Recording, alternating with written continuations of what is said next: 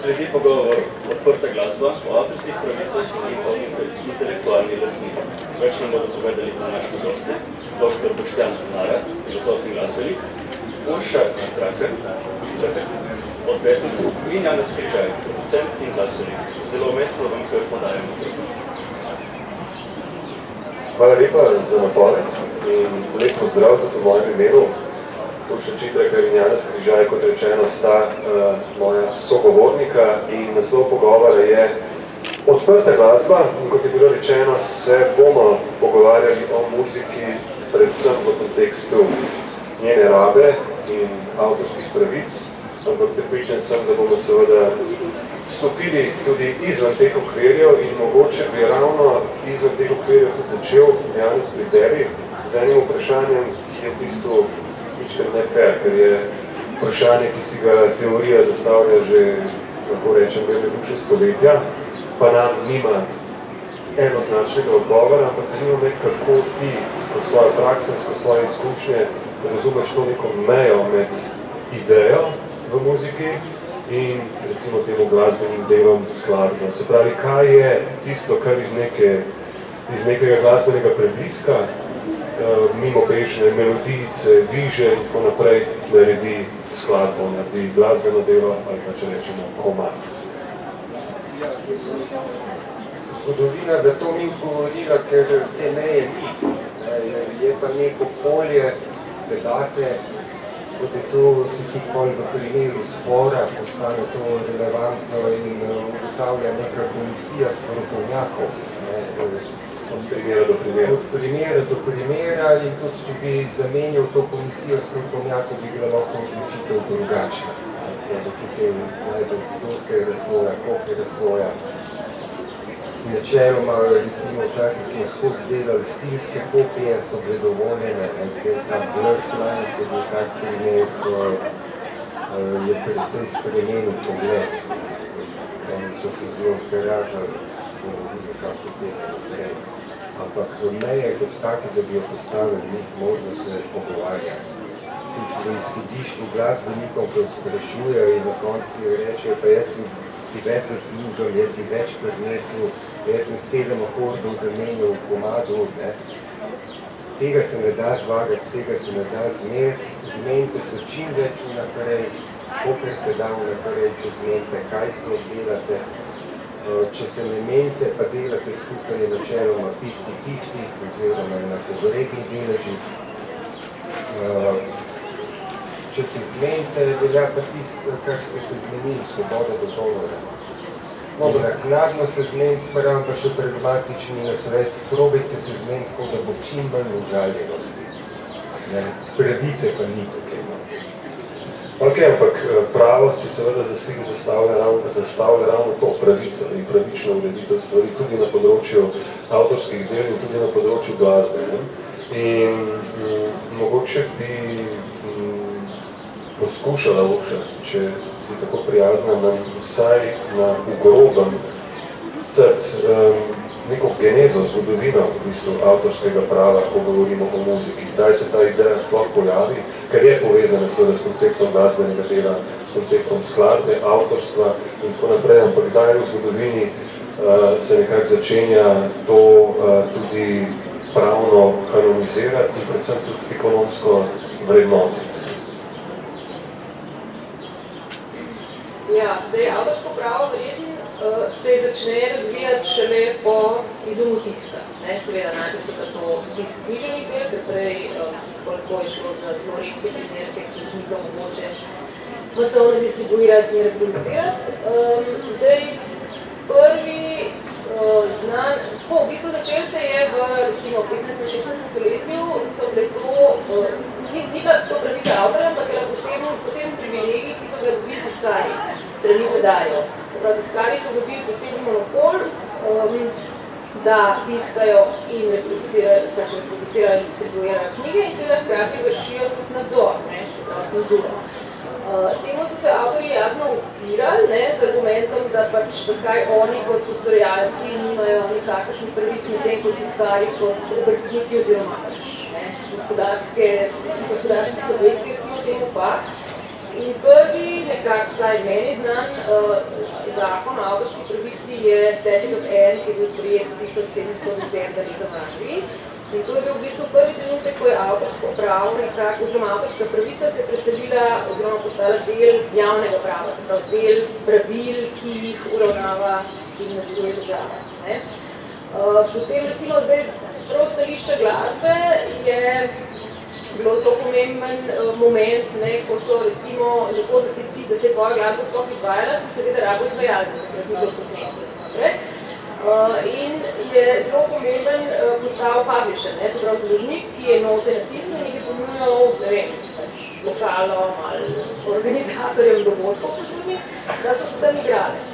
In mislim, da prva, ne vem, če je prva, ampak recimo ena izmed najpomembnejših, še danes relevantnih publishing kompanij je bila ustanovljena 1811.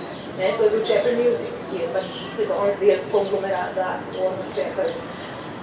Potem naslednji zelo pomemben preskok je bilo takrat recimo, mislim, da je to konec 18. stoletja, oziroma ko so glasbeniki v francoskem lokalu Les Ambassadeurs se uprli temu, da morajo oni plačati za postrežbo, se pravi za hrano in pijačo, medtem ko se njihove skladbe izvajajo na odru v tem istem prostoru in oni čisto ne dobijo za plačilo. In temu je sledila pač ustanovitev prve kolektivne organizacije glasbenikov, ki je bil francoska in tako naprej do pač zdaj, recimo, tega, čemu stremimo, poenotenje, recimo, prava v Evropski uniji. No, pa ta anekdota, ta moment se mi zdi zelo zanimiv in ilustrativen. Zdaj, konc 18. konc 19. stoletja, no, verjetno, 18. nekaj, torej 19. Se pravi, anekdota... 1847. Glasbenik sedi v lokalu, posluša izvedbo svojega dela in reče, zakaj moram plačevati za ta zrezek in to pivo, medtem pa mi nihče ne plača za to, da se tukaj igra moja muzika. Se mi zdi, da to, da muziko še vedno jemljamo nekako samoumevno, vem, da vidva ne, ampak govorimo o neki splošni percepciji in neenakovredno drugim, bom rekel, storitvam, je še zmeri prisotna. Po drugi strani si praktično noben vokal se ne odloči, da bo pa imel tišino, kar je včasih celo pogrešno, da je to čisto prijetno, ampak vsi imajo muziko kot del svoje kulise, pač zvočne kulise, ampak hkrati je pa še vedno to percipirano na drugačen način kot tisti šnicel, pa tisti trofej in tako naprej, kjer je nekako samoumevno, da seveda za to plačaš. Danes ti se s tem tudi že dolgo leta srečuješ na razne načine, ne samo kot avtor in producent, pač tudi kot strokovnjak, kar si postal z leti. Kako pogosto še srečuješ ta odnos, češ muzika je pa vendar nekaj, kar pač je tukaj?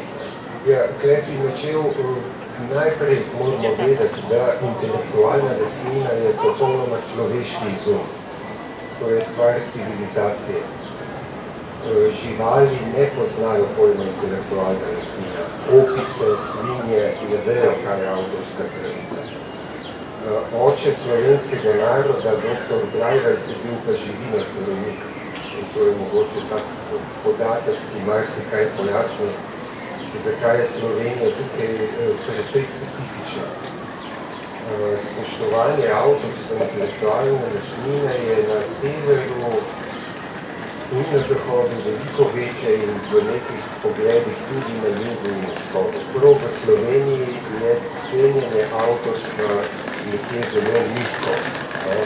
Nimamo te civilizacijske zavesti tega pomena.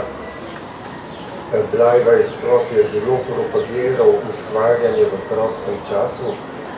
Pošten človek mora hoditi v službo, mora delati, zaslužiti denar, če pa popoldan, zvečer nekaj piše, riše, igra kitaro, to je pa v redu. Bi pa ti od jutra do večera na kitaro prenkal, pa nisi pošten človek, to se pa ne spodobi. Cankar se je temu zelo uprl, je veliko o tem pisal, ampak v 100 letih od Cankarja mislim, da se tukaj ni spremenil. Po drugi strani velik zvezdnik naš, ki sem na to debati rekel, Janez, jaz cenim, da se ti zauzema za to avtorsko pravico, ampak mislim, da nimamo šans. Ta narod sovraži avtorja in ne bo nikoli priznal avtorske pravice. Avtor je največje nasprotje hlapca. Ta dediščina kulturno-zgodovinska, ki ima, govori vse v prid hlapca in prav nič v prid avtorja. Enostavno ne moramo dojeti, kaj avtorska pravica je. Avtorska pravica pomeni samo to, da avtor določa vse pogoje. V Sloveniji avtor ne določa ničesar. Niti na Ministrstvu za kulturo, niti na Uradu za intelektualno lastnino, niti na RTV Slovenija. Pa sem rekel, 3 državne javne ustanove, kaj je šele pri privatnikih, kaj je pri detektivistih, kaj še mislim.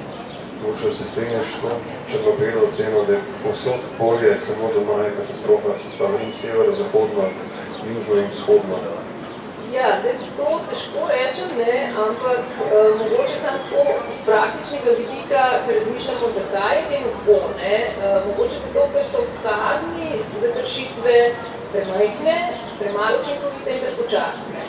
Sicer, recimo to, ilustrativen primer pri nas izhaja na zakon v primeru kršitev pravic, se avtor lahko zahteva plačilo običajnega honorarja za zakonito vrsto uporabe njegovega dela, ki jo pač po določenih pogojih lahko sodišče poveča za do 200%. Se pravi, največ, kar lahko iztržiš, je 3-kratnik običajnega honorarja.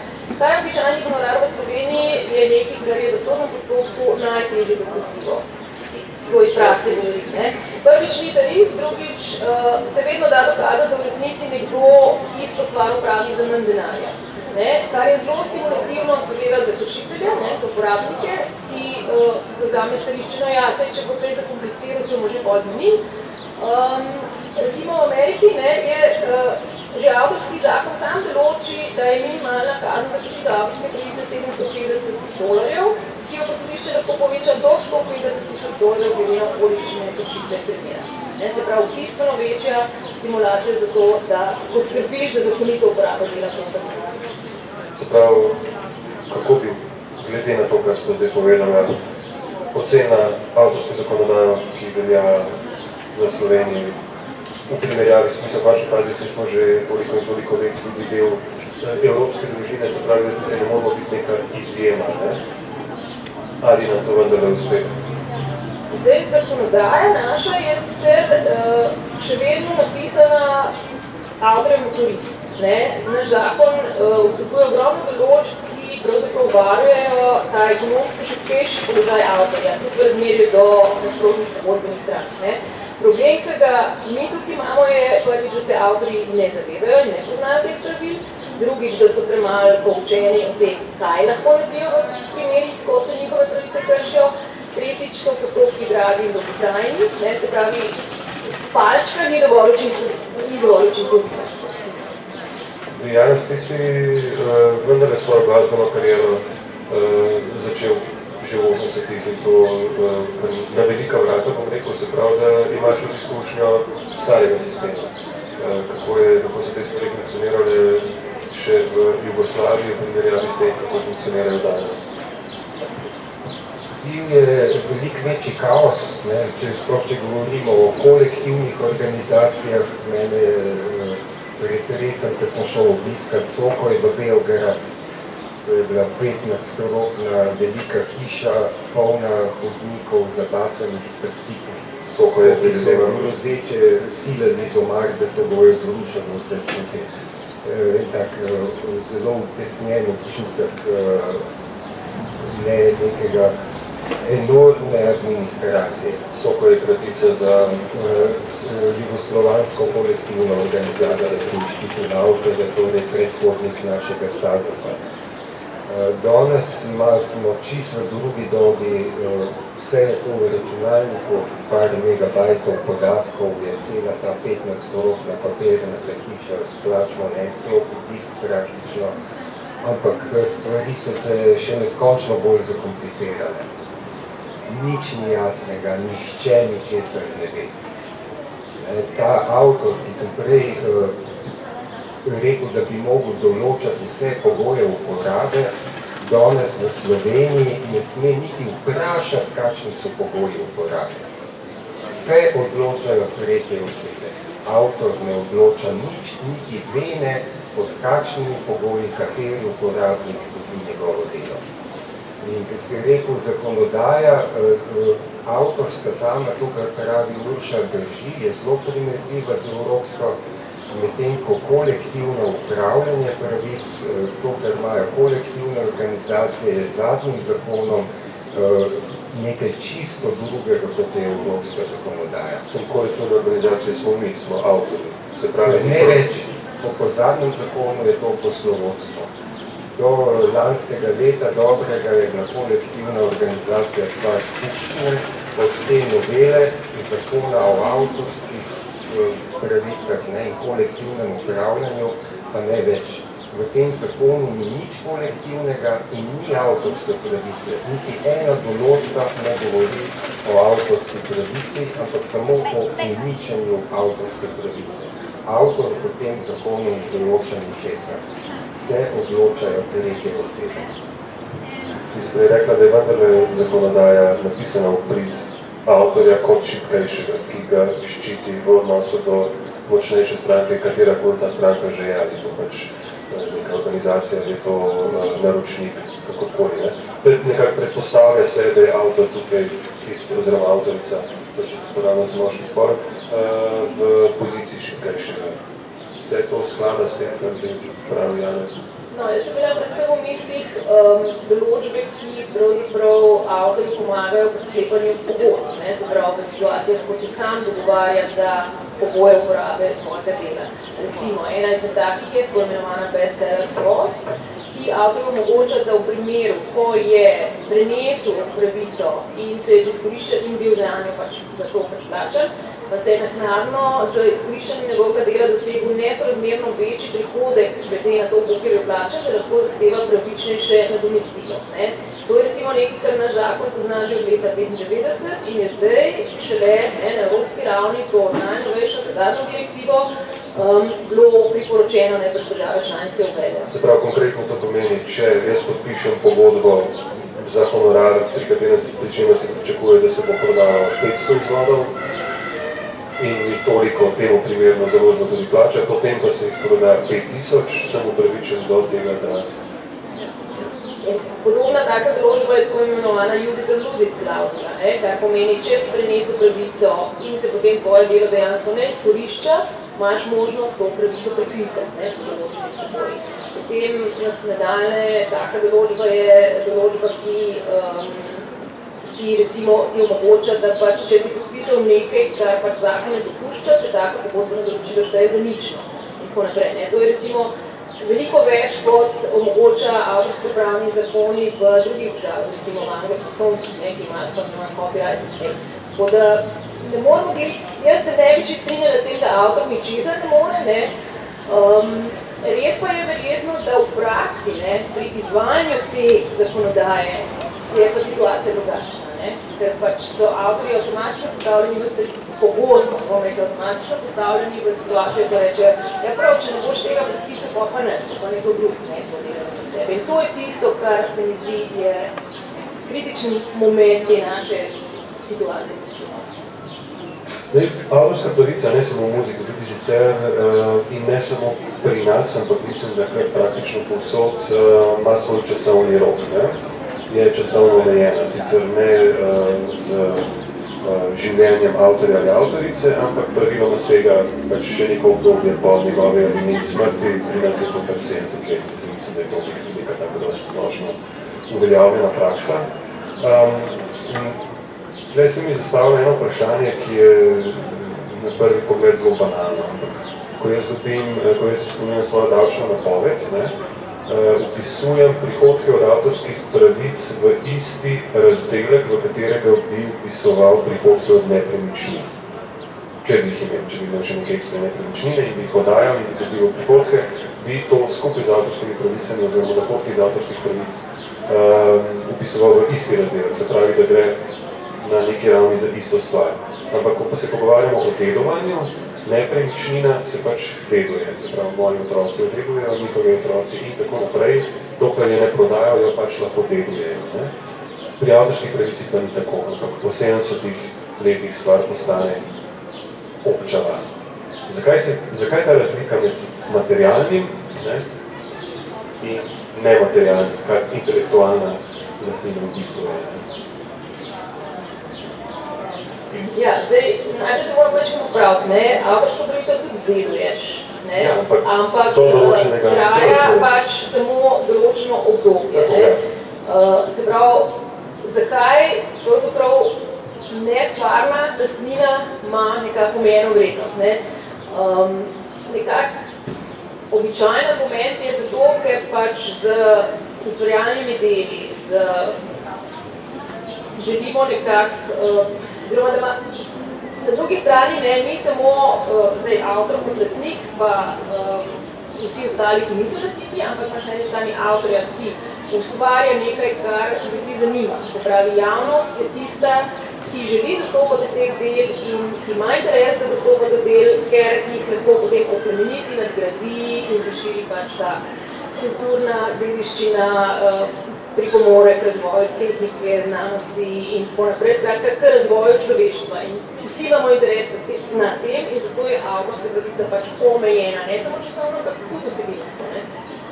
Ja, se tukaj, ta meja med interesom avtorja in avtorice in na drugi strani med javnim interesom, kjer pa vendarle, vse človeštvo je ta nek konglomerat idej, misli, domislic, kjer več kot delimo, več bomo vsi skupaj dosegli. Jaz po tvoje vprašanje vidim, da ta lastninska pravica, čeprav rečemo, da je absolutna avtorska pravica, ni vsaj v nastanku, ker vsak avtor črpa iz zakladnice civilizacije, sam avtor iztaknemo, da vsega ne bi ustvaril ničesar. Vsi smo poslušali nekega predhodnega avtorja, tudi Mozart je imel vzornike, predhodnike od Henricha Koperov in si sposvojil in nihče ne bi ustvarjal brez te zakladnice civilizacije in je potem so to avtorstvo sposvojeno, dobimo na posodo te pravice in jih potem po 70 letih tudi vrnemo. Kar je še pomemben zastopati civilizacija, mislim, da nikoli ne bi priznala avtorju teh pravic kot njih, če se civilizaciji to ne bi splačalo. Pravice imamo zato, da spodbujajo nadaljno ustvarjalnost. Če avtor napiše hit, zato dobi denar, bo imel motiv, da bo napisal še več hitov. In tudi, če ve, da bojo njegovi otroci imeli te sadove in vnuki, bo imel še večji motiv. Medtem, ko do pravnukov pa ne vidimo več. Pravnuki se pa znajdejo po svoje, ko je več motiv. Pravnuki so še motiv, pravnuki pa ne, zato je prišlo 70 let skozi debato.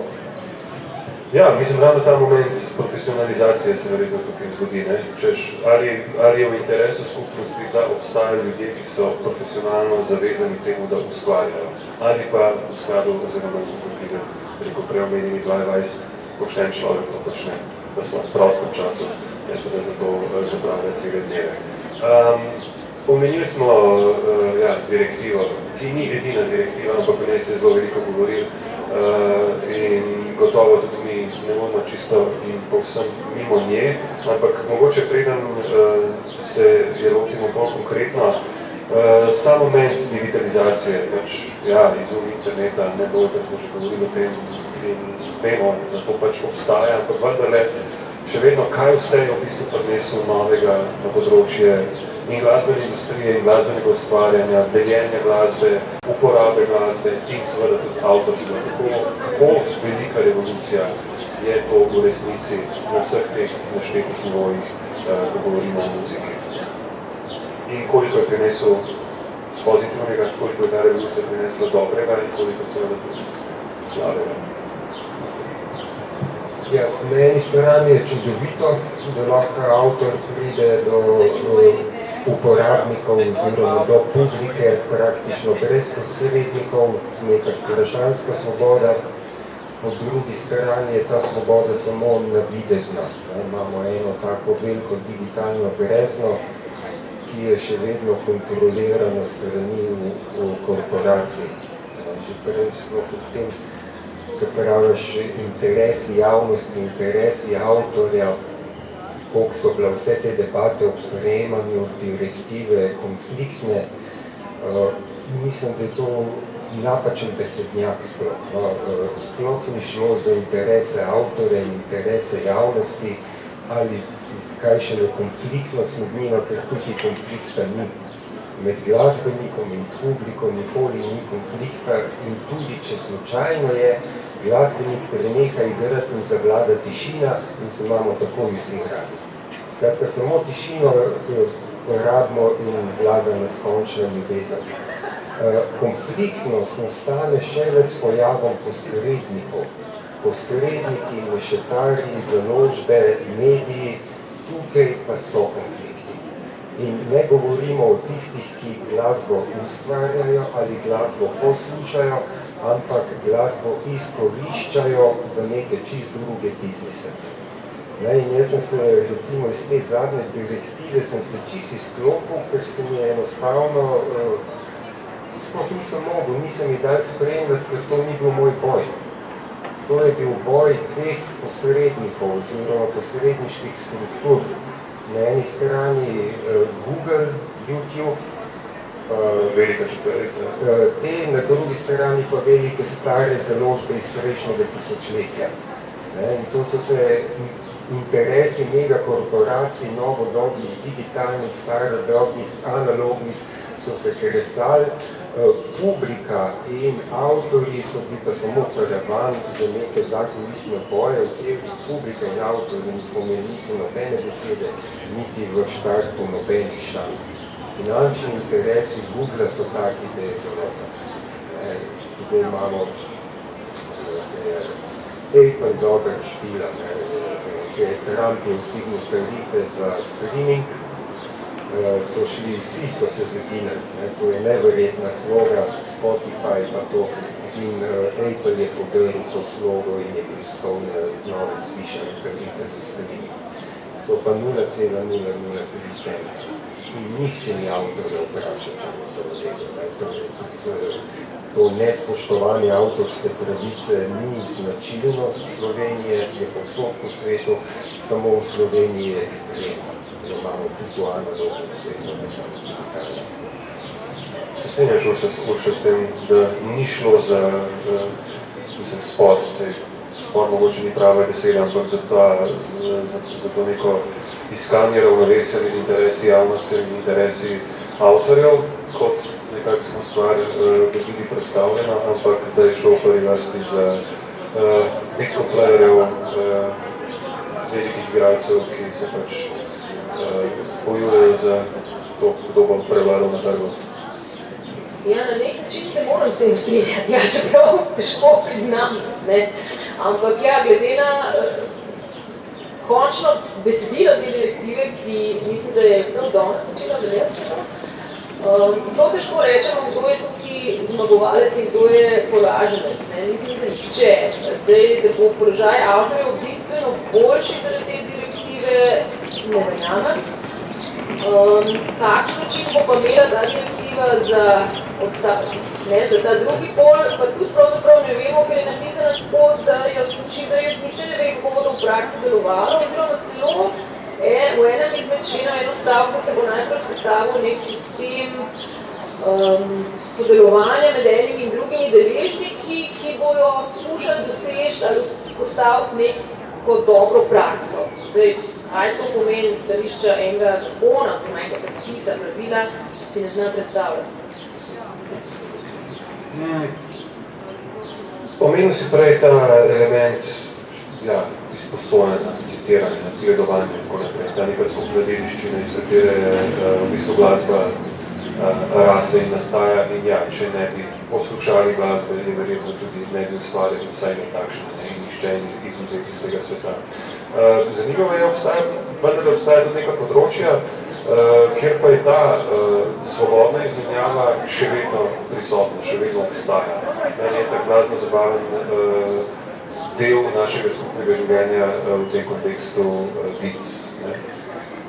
Vic si nekdo izmisli, gotovo. Obstaja nek avtor, ampak tukaj ta stvar res funkcionira še potem malo mitičnem načinu ustne izmenjave in anonimnega avtorja. Ne? In ja, vice pač delimo brez pomisleka sploh, ki pomislimo ne na to, kdo pa je avtor. Ali mislite, da se recimo zdaj, odkar je globalno vzeto postalo strašno popularno nastopati kot stand-upper, da se bo tudi to spremenilo?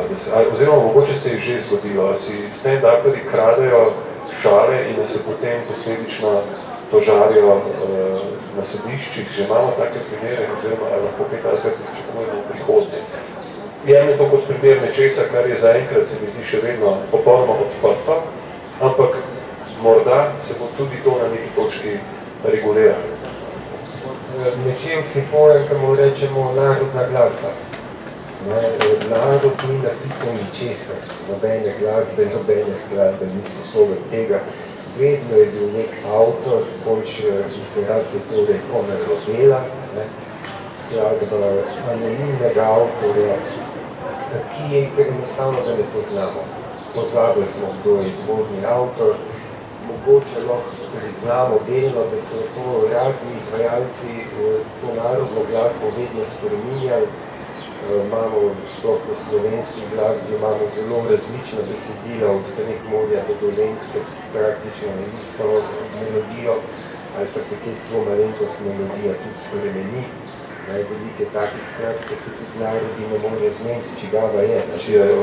Cel film je posnet v eni skladbi, ene 7 narodov, 7 držav si v razliku svojo narodno, vse zapih pomešati. Zapih bi pa ti več vedela, koliko se z teh radio vice o Mujetu in Kasetu in če so bile kakšne načelno, ko je zabeleženje avtorsko delo in se lahko, ampak tudi to, ki se vic misli, nisi če je on izvorni, če ga nisi že v kapiču, da se težko podpiše po svoji.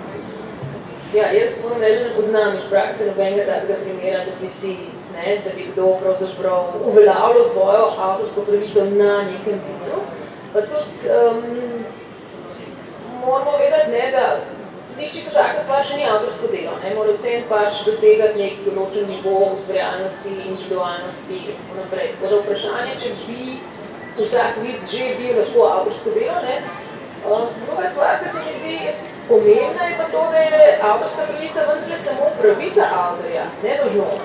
Je dolžnost uporabnika, ampak avtor ima pravico, da zahteva in uveljavlja svojo, to, kar mu gre, se pravi plačilo, nevajanje in tako naprej, lahko se pa temu tudi odpove, oziroma pač tega enostavno ne uveljavlja in ne želi. Tako da pravici, ne vem, nikoli še nisem slišala, da bi ga rekel, ta je pa moj, ampak ponovadi rečeš, tega si slišal ali ga poveš naprej. Skratka, glavno fajn se ti zdi to deljenje, običajno. Ne vem, nisem še imela primera, da bi kdo se identificiral kot avtor in zahteval priznanje avtorstva na nekem vicu.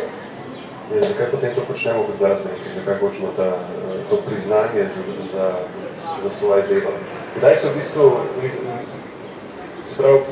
ali gre tukaj prej, govoril si o civilizacijskem okviru, ki se skupaj izpostavlja, se pravi, na tej ravni govorimo o spoštovanju avtorskega dela in avtorja oziroma avtorice. In na tem nivoju bi seveda stvar bila zadostna, če bi bilo to spoštovanje pač izrečeno.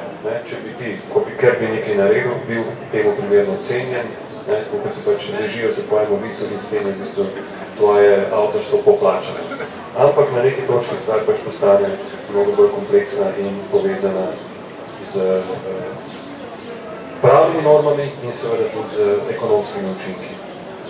Verjetno bi rekel, to je moje delo čisto samo zato, ker se splača. Ker se splača, zgodovinsko je bil prvi Gutenberg. On je vse zaljel. Do Gutenberga nismo imeli takih debat sploh. Prej so bile čisto grube debate, veliko filozofske, kdo ustvarja sliko. Sem to jaz, slikar ali Bog v meni. Slikar samo Božje orodje, samo Čopič. In se mnogi slikari tudi niso podpisovali. ker se mi je zdelo to bogokletno. Danes bi odvetnica rekel, da je bogokletno, če se ne podpišeš, ker boš klubu več denarja in se moraš podpisati, moraš skrbeti za svoj pozitivni interes. Pozitivni pogodbeni interes in se moraš podpisati, ki pametnejši pravniki zazičajo, da se podpisuješ. Filozofsko pa se lahko sploh naučiteš avtorja, ampak se naučiš, se prilagodiš in to podpisovanje odlično plačuje položnice, sploh če si uspešen avtor in se pol še z večjim veseljem jasno podpisuješ.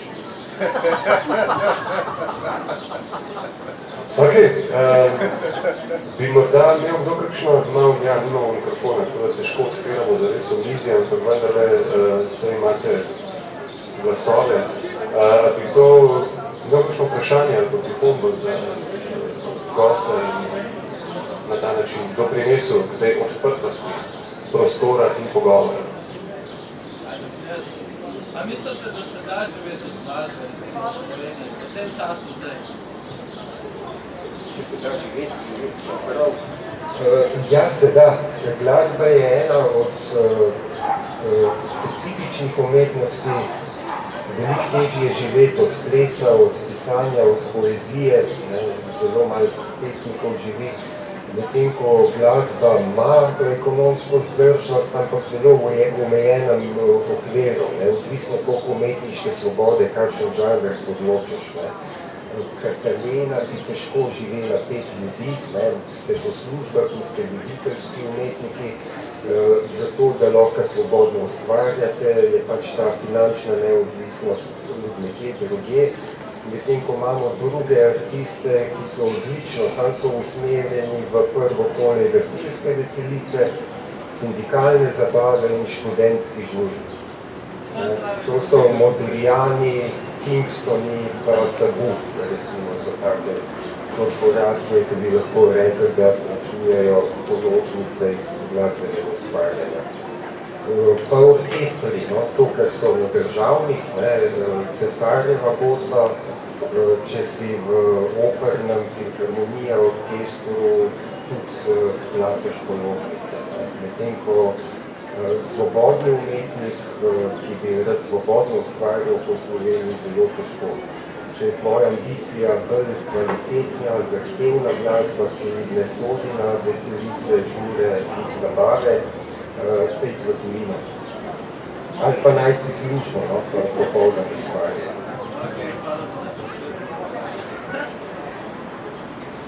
Morda še kdo? Lahko poveste, kako gledate na Creative Commons gibanje kot neka alternativa avtorske pravice?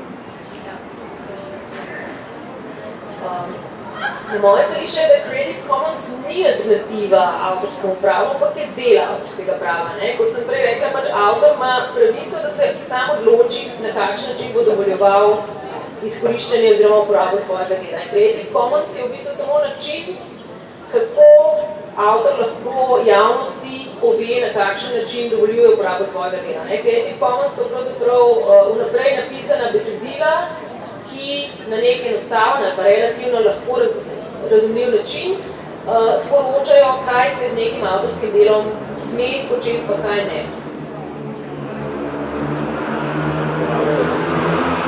Creative Commons odlično deluje v znanstvenem svetu. Znanstveniki gledajo na to javno objavljanje zelo drugače kot umetniki. Za znanstvenika je ta plemenitenje blagovne znamke oziroma njegova prepoznavnost nek sveti gral. Objave v znanstveni literaturi se praktično ne honorirajo, prej se dajejo podkupnine urednikom, da prideš do objave v uglednem znanstvenem časopisu, ker se šteje, da boš malo dobil boljšo službo, boljše honorare kot predavatelj na univerzah, boljše jobe in tako naprej. Skratka je vse to neka promocija, medtem ko glasbeniki bi pa vsem bili radi tudi od predvajanja na radiju. In se ne strinjam čist, da je to promocija, se boš pol dobil več denarja na koncertih. Jaz sem recimo čist studijski človek in na koncertov ne vidim, ne hodim na koncerte. Jaz bi dobil rad denar tudi od predvajanja posnetkov, zakaj bi mogel iti še na koncert. Imamo tukaj malo tak, kako bi rekel, drugačen pogled. Tak Creative Commons za ta znanstveni pristop bolj zanimiv, ali pa za ljubitelje tudi. Ljubitelji ne rabijo te posebne avtorskih pravic, ni je važno samo, da so na televiziji, da pridejo v ponedeljek v službo in so mi vsi kolegi polški bi on na TV-ju. To za ta Creative Commons super. Honorarji na TV-ju so irelevantna debata. Kakšni honorarji na TV-ju? Kakšni honorarji na TV-ju? Ja. Dobro, še morda kaj? Kakšno pripombo, vprašanje, misel? Jaz bi sam to dodal, ker je Nadolič vprašal, da želimo da avtorskih pravic zvolj, tako da se da preživeti samo da avtorskih pravic, ker igram zelo malo. Kakšen avto voziš? Star Opel. Nisem bogat, ampak plačam položnice. Preživetjo govorim. Plačam položnice in ne vem, če bom lahko plačal v naslednji informaciji.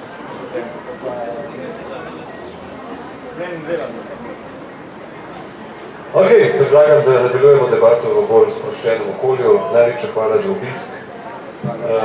Še Čitrek, Janez Križaj, hvala za pogovor. Lep našem.